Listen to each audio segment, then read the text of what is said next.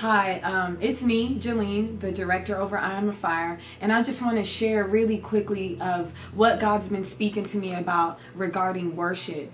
And just a few weeks ago, I was in Atlanta, and I was on the plane, and I began to worship God. I saw the clouds, I saw the heavens, and I saw the angels just flying with us, and my heart was so touched and so pierced that all I could do was worship God. I couldn't stop crying. I was weeping, and I began to say, God, I give you glory. I give you glory, God. I worship you. And I felt this strong presence just begin to come over me, and the Lord just began to speak to me and share with me about how when we begin to worship him and we begin to give him the glory, all the honor and all the power, when we do that, we begin to take our eyes off of ourselves, breaking the power of selfishness.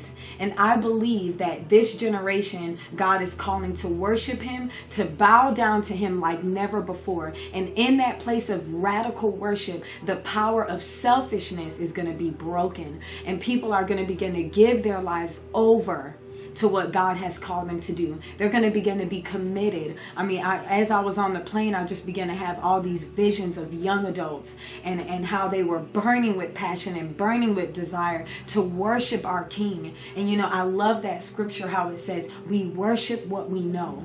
And those experiences and those things that God has brought us through, we can express that through our worship. And really, worship is just an expression of our obedience to God.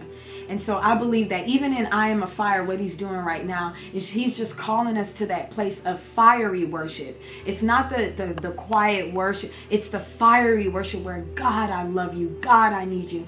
God, you're wonderful. God, you're beautiful. And it's the true worshipers where this passion and this desire to worship God is coming from a place of, I know him. I know my King. And my King is ever unfolding. And I want to continue to behold him. I want to continue to know more and more about who he is. And even right now, those of you who are watching, I'm just sensing right now that if you would just bow your head right now and just to begin to say, Lord, I give you glory.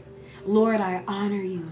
Father, you're worthy. That a strong presence is going to come over you. And where you've been focused on yourself, you're now going to be focused on the Most High God. And he's going to begin to break the selflessness, that lack of love that you've been in. So just a moment right now, just take a couple minutes just to worship God for who he is. And that's what I believe that God is saying. Thank you guys so much for tuning in to our I Am a Fire website. Just look around, explore, and check out all the new things that we have going on. Thank you so much.